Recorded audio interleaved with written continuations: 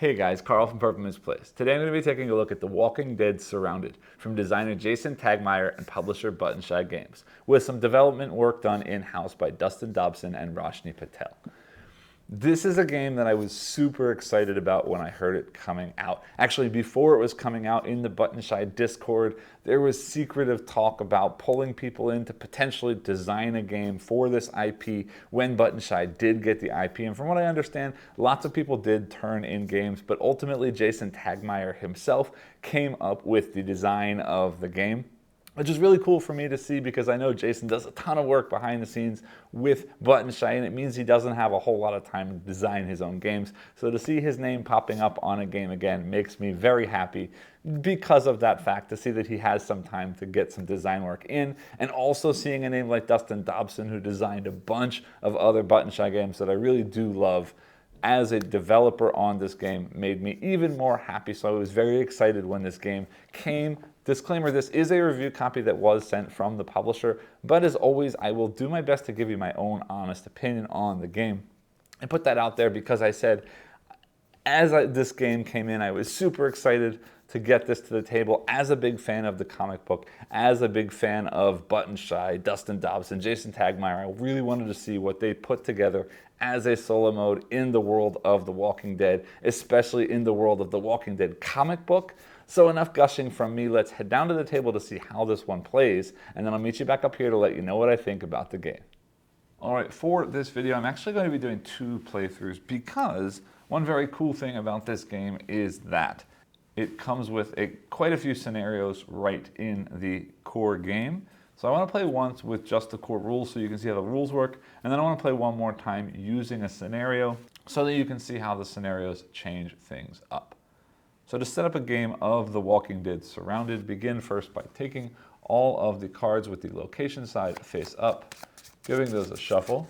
Then I'm just going to take those cards with the location side up, as I said, and I'll just set them down here in the bottom corner so that you can see what's coming up. And to start the game, we're simply going to take the top card as our starting location and then flip over the other card, placing it so that a walker is adjacent to that location. And you'll see this card has 2 sets of walkers, one single and one double.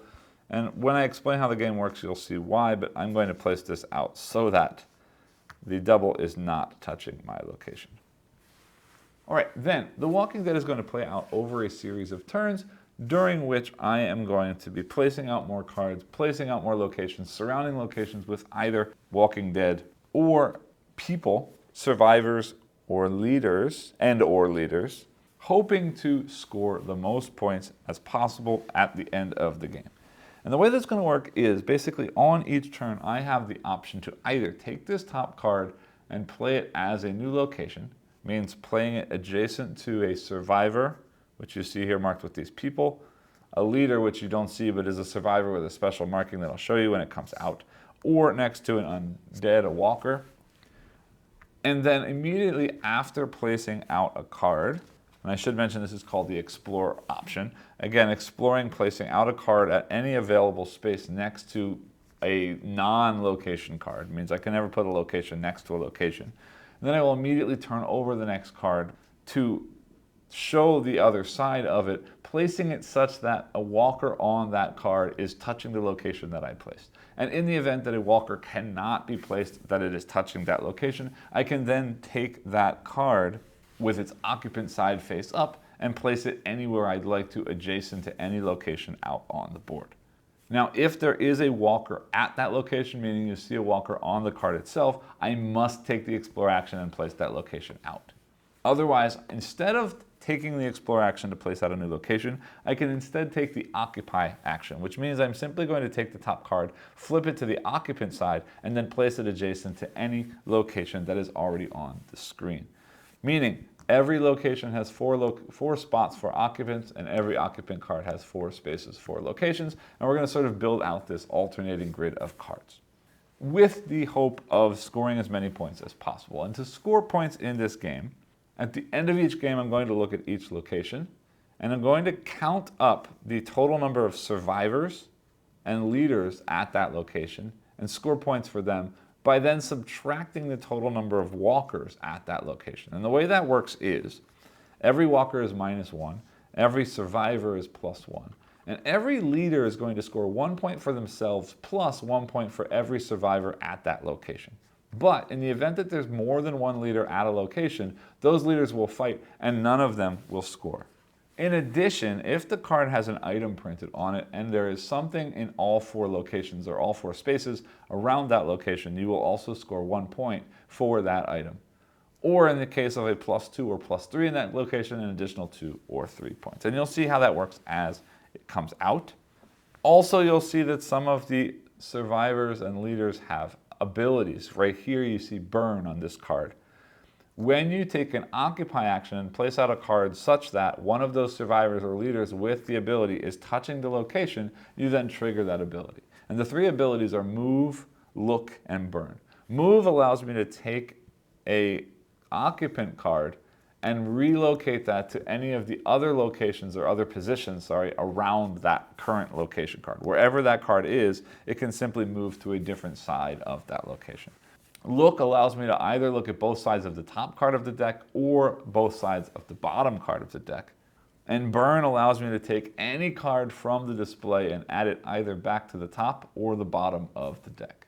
And again, the game is going to end when all of the cards are eliminated. We'll go into scoring. One more thing I didn't mention for scoring, if there are ever more walkers than survivors and leaders at a location, that location is overrun, which means you will be scoring negative points for the walkers. But also some of the locations you'll see as printed here will have special things that are happening at that locations, and certain locations will cause additional negative points if they're overrun, and that overrun will also tie into the scenarios, which I'll explain in my second playthrough. The only thing here that we can see so far is the police station says any human on this right edge of that location will become a walker.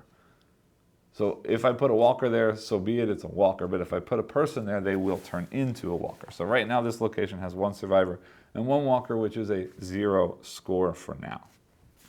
All right, so looking here, I've got City Park coming up next. I don't have a whole lot of locations, so I might as well play a location.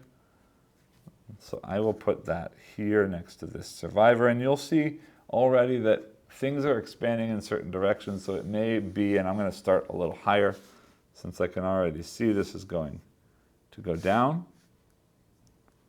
It may be that I need to reorganize things or move things around on camera as I play, but for right now, I did an explore action, so I'm required to flip this and check the other side.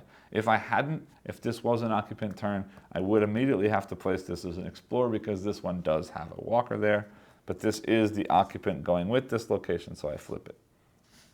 And now I'm required to place this such that a walker touches this card if possible, and it is, so this card goes there like that. Next, I've got the hilltop. Any human on the top edge becomes a walker, but it does have a leader. This is the leader symbol that I was talking about before. So that's an automatic leader somewhere, but automatic yuck on top. Yeah, why not? I'm going to place that here like that. Flipping this one as the occupant of that, and it can happen, so it does go right there like that. Now, this next location has a walker, so I have to place it. It's got a knife, so I'd like to see it get surrounded if possible. I can place it up here, over here, down here, but there's a walker there and a walker here, so I placed that. That's already 2 to 1, even though that's a leader. I don't want to do that. So I'm going to place it down here, like that. And I immediately have to flip this one. And there is a walker at the bottom, so it's going down. And I have to be careful because it says this one is -1 point if overrun. So I need to make sure I get some people in there. Then, flipping again. No, I didn't look. Let's see. Abandoned town. If placed adjacent to a walker, do not spawn more walkers. That's great. Yeah, that's great. So I'm going to take that and place that here. And I don't need to spawn because I'm placing that adjacent to a walker, so I'm good to stop there. Country Road does have medicine that I could score for a point, but I need to start paying attention to placement of peoples. So I'm going to flip that and occupy. Ooh. All right. I don't love it. I don't love it at all. I can put it there. Oh, you know what? Let's put it here. Yeah, that works there. And then I can look. So I'm going to look at the back of the next card, Wilderness, which also shows me the top of the next card as well. Survivor Camp, if there's no leaders placed here, promote a survivor to leader. That's cool. Wilderness on the back looks like that, which actually works perfectly. So I am going to put that back at the end of my look, but I'm going to then place that here like this, because that adds people to all of the places I want to. And I also triggered this move action, so I could move something if I want to. And I think I want to. I'm going to take this one. No, because it has to be moved to the same card. So that would only be able to move around here or up there, and I don't like any of that. I was hoping to put that there, but I can't. I could move this, though. We've got 2 people and a zombie there. Thing is, I see a zombie here and a zombie here with 1 person. If I move that here, that kills this, but this isn't going to get overrun, and it adds a leader there. Let's do that. I'm going to move this one here, like that, which kills that, but it's a 0, and it gets rid of the potential of overrun there. All right, then this position says, sorry, this location says if there are no leaders, promote a survivor to leader. I think I'm going to put that right there. Yeah, let's do that. That goes there, like that, and then I flip this one to spawn, and it can't be placed. So I can put this wherever I want to. And I like this, because these 2 leaders are going to fight, but there's a zombie here. So if this walker kills a leader, there's only 1 leader left, and that's okay with me. Plus it adds another guy there, which is great. And I also spawn the look. This one I have to place as a location anyway because it has a walker there. So I'm going to look at the bottom card instead. A highway on the back of a highway is up and right. Survivor leader. Remember that. Upright on the last card. Means this one has to get placed out as a walker. And there aren't great spaces.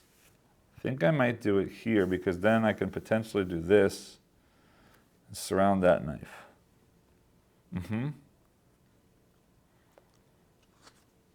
Like that, because this is also -2 if the location is overrun. So I don't want that to get overrun. Flipping this one over, and great, I can't place this there, so we're actually getting real lucky. That goes there, which is great for everybody involved. And I can move something if I want to, but I don't think I want to. There's a +2, but walkers here are doubled. So that's a little bit scary this late in the game. And I don't think I have enough cards to surround it, so I'm going to check the back of that one. All right.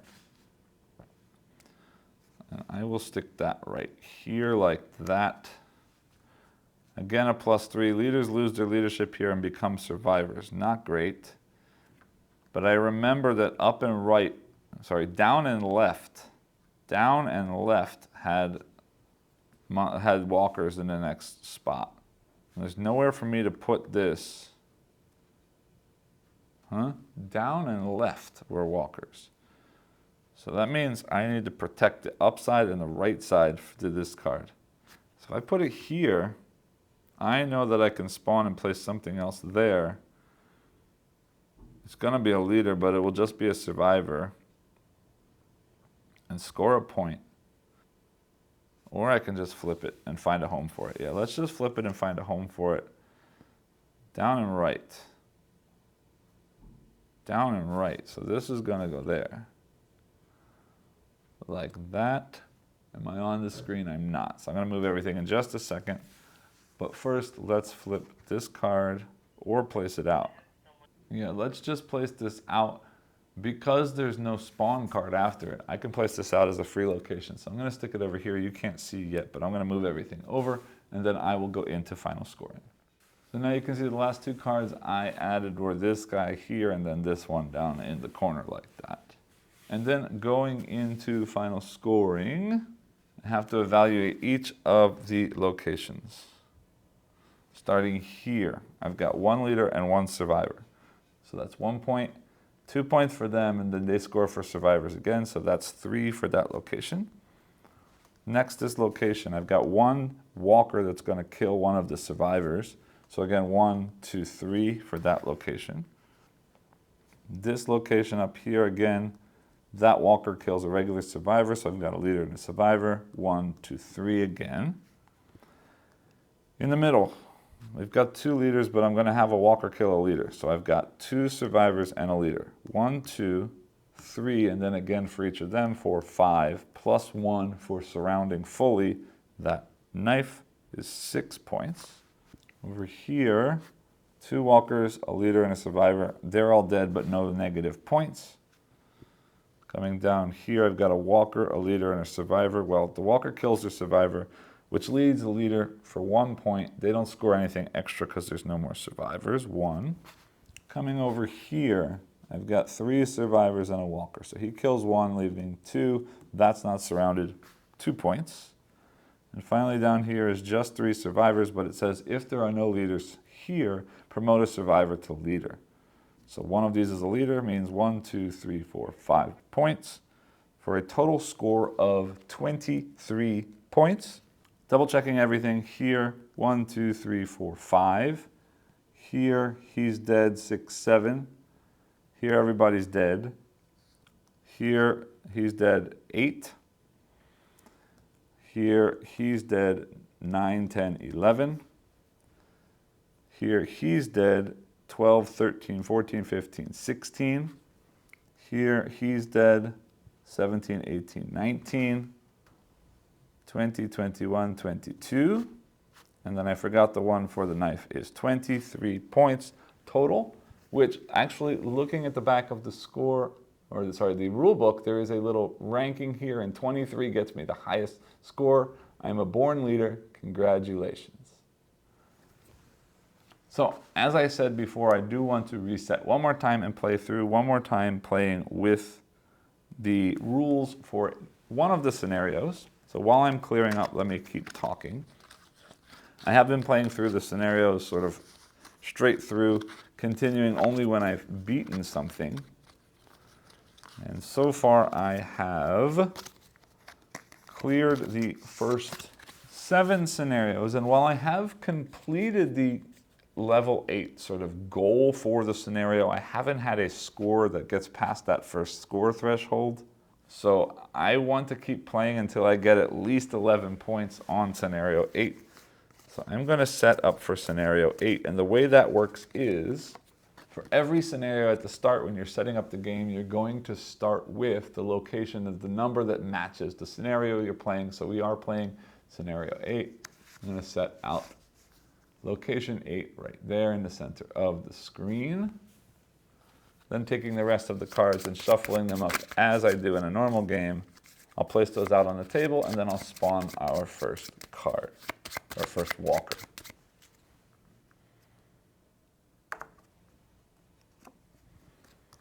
Like that. And we are all set up to play, but let me explain how the scenarios work. So the game does come with a scenario book, and again, for each card, and there are 18 cards in the game, well, all games from Button Shy, there are 18 scenarios, starting with a different one each time. And for this playthrough, I will be playing scenario 8, Defend the Perimeter. Don't let the walkers surround you.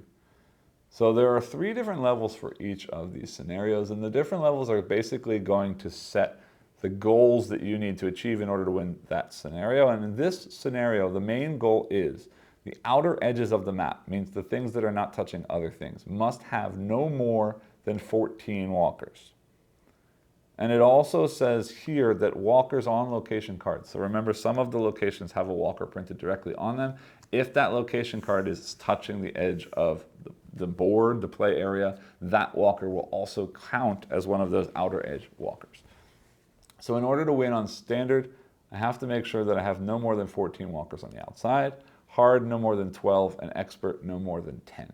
And I've managed to do that no more than 10 before, but I've never managed to do so with a score above 10. So that's what I'm aiming to try and get done this time. All right, so back into play. We're set up really nicely to start. So I'm going to spawn a location there. The highway goes there. Flipping this card as a spawn, and that has to go there, which is both good and bad. Because that means that double walker is not on the edge of the world, but it also means I've got a single walker over here on the edge that I may want to try and get rid of later. Placing out another location. I like this because it's got a person on it. And I've got a leader over here that's helpful. I'm going to place the church right there. And already I'm on the edge of the screen, so I may need to move things in a second, but let's spawn a walker there at the top. Okay. Good. Next, this is a surroundable location for an extra point. Might not be bad to have if I can surround it. So I'm going to place that here with that person, I think, like that, which is, ooh, very nice, because that means I'm now removing this walker location because that's my spawn card, and it has to go here. Not great, and now I do have one more on the edge, but that's okay, because I can have up to 10 on the edges. Now this is dangerous, but I want to put this here because already great placement and potentially surroundable. And I can have multiple leaders here, which is interesting. But anyway, that gets placed out, which does mean now I'm losing my +3 because that +3 becomes a spawn. And I do have to place this over here like that. So I may want to put a location there to prevent those two from being on the outside, but right now I only have 3 on the outside, so we're okay. I've got lots of locations that still need people, so I'm going to spawn, I'm going to occupy. That is an extra point, but yeah, I'm going to occupy. And that's great. That's great. I wish I could get a leader there. But realistically, I like that right there real nicely. Then, I want more occupants of things. So let's flip country road. Yuck. That's putting 2 guys on the outside unless I tell it not to. But that's not horrible right now. All right, I'm going to slide everything down because that goes right up there, like that. Let's slide these all down, giving a bit of space at the bottom for more cards if needed, and that can slot right in there like that. Location with a person is not a bad idea, because I could put it there or there to get rid of some outside walkers. But then I could potentially end up spawning more, but that's okay.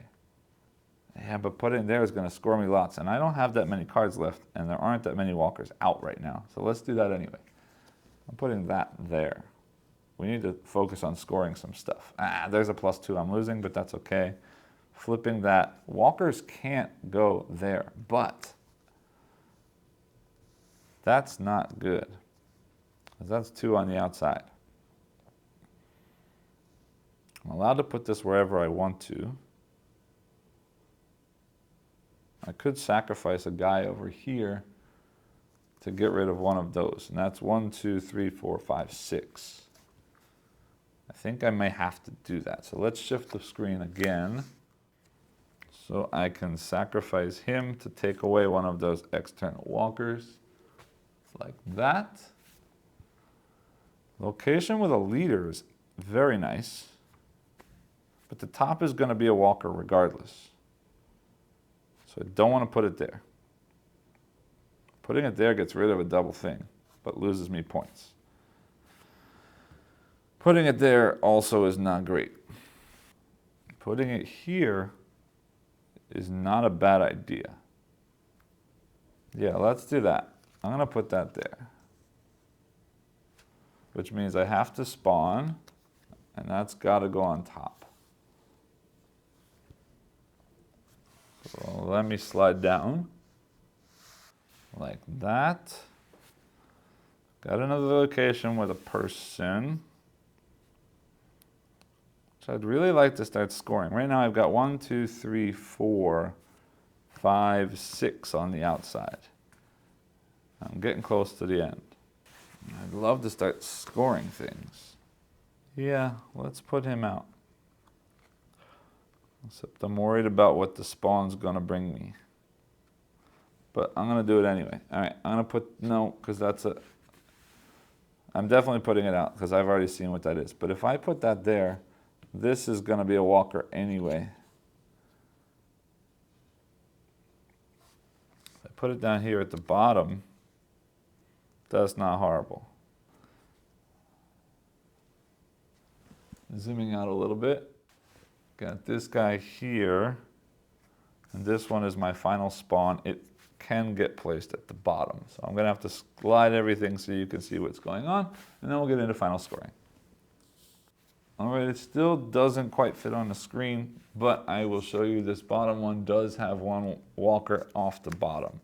So counting walkers on the edge of the map, I've got one down here at the bottom, 2, 3, 4, 5, 6, 7, 8, which is less than 10. So we did beat the scenario on expert. Counting that again, 1, 2, 3, 4, 5, 6, 7, 8, 9.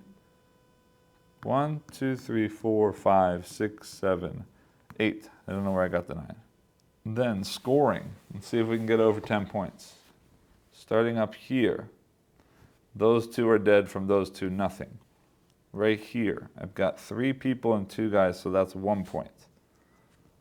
Here, I've got 2 and 2 is nothing but 1 point. We're not looking good. Over here, I got 2 and 2 is nothing. Over here, I got 3 points. Right here, 3 minus 1 is 2, plus 1 is 3 points. Down here, I've got 2 people, minus 1 is 1 point. And over here, they cancel out, which leaves me with a total of 9 points. I can't clear this scenario point-wise. 9 is my highest score, and again, I hit a 9 again on this scenario. But that's good enough to show you how the scenario works. Now is when I talk about the components. First things first, the cards, button side quality, as always, great, great, great, great quality.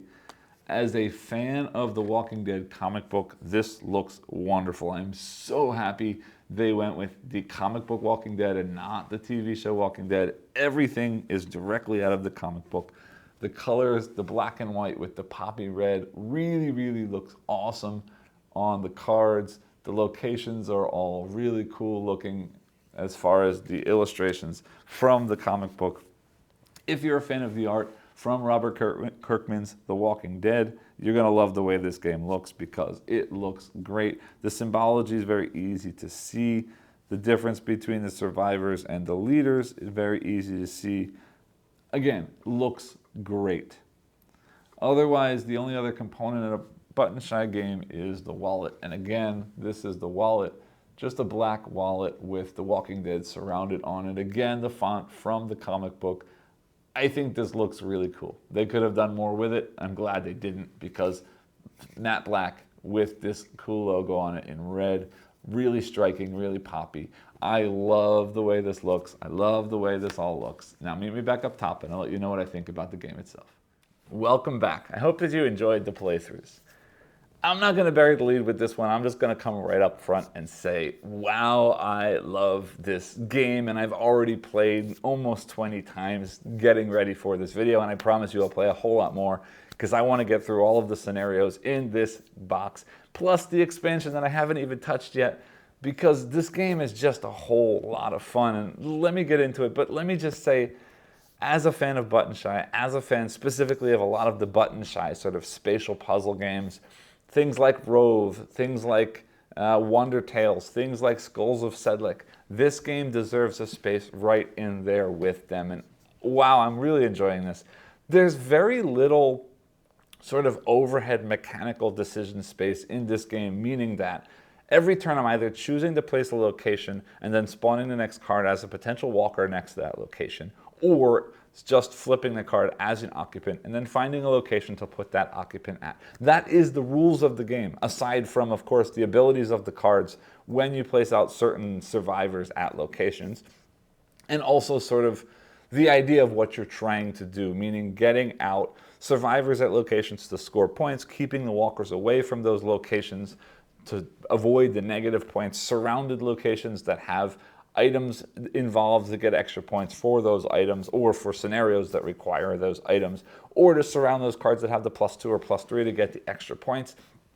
There's very little sort of mechanical overhead, but how to sort of push your luck to either place out a location and hopefully spawn something that's helpful rather than harmful, versus taking the risk to flip the card to place the occupant at a location, hoping that the occupants that come out are the right occupants to fit somewhere at a location you already have in order to score the most points and avoid the most walkers. This push your luck spatial puzzle is really, really, really fun. It plays out really quickly, but there's just the right amount of sort of brain churn in this game, meaning it doesn't feel punishing, it doesn't feel too intense, but it also doesn't just feel like I'm turning over cards and putting them out. Every turn I'm making the decision, should I put the card out on the table as a location? Should I flip the card and place out a new occupant card? If I place the card as a location, that means some things. It means that the next card is going to be a spawn. So I need to put the location in a location that potentially doesn't have space for a walker so that I can then place that card as a different occupant somewhere else. It also means that choosing to place that as a location, I did not choose to place that as an occupant. It also means that the next card that's going to be placed as a spawn could be something that's a +2, could be something that's a +3, could be in a scenario a card that I need to have for the scenario that I'm trying to play.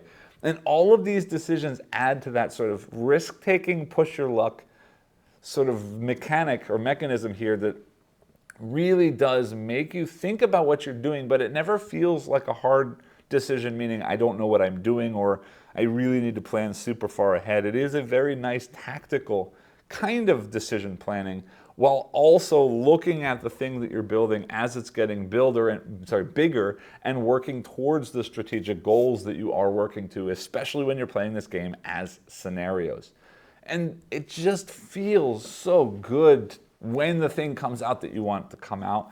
When something comes out that you don't like, that hurts you, then it feels good to sort of adjust and sort of do what you can to mitigate what's already come out, either using moves like burn to get rid of the card, move to put it somewhere else, or even just putting other things around it to kill off some of those walkers, to score points in different ways. And then some of the locations have those unique things printed at the bottom that turn humans into walkers, or that score you more points, turn survivors into leaders, or make it so that more than one leader can be at the same location and you could potentially score really big at that location, or a location that's going to really hurt you with negative points if it's overrun. So then you really got to work to make sure you don't put lots of walkers around that location. Adding in those little bits of extra twist to some of the locations makes the game even that much more fresh and interesting and exciting as you're turning over cards and having these sort of reveal moments happen.